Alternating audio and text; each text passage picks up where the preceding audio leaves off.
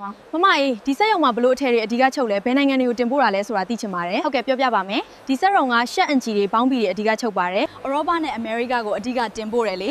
ဟုတ်ကဲ့ပိတ်အမျိုးအစားတွေခြီတွေပြီးတော့ပိတ်ညက်ဖို့ပတ်တံပုံစံယူတာတွေလုပ်ငန်းကျွမ်းသုံးပစ္စည်းတွေကိုရောဘယ်လိုခေါ်လဲစင် ပိတ်အမျိုးအစားကို 面料种类、 ခြီမျိုးစားကို 线类 လို့ခေါ်တယ်ပတ်တံထုတ်တာက 打板、 သုံးပြီးစက္ကူပတ်တံကိုတော့ 纸样、 ခေါ်တယ်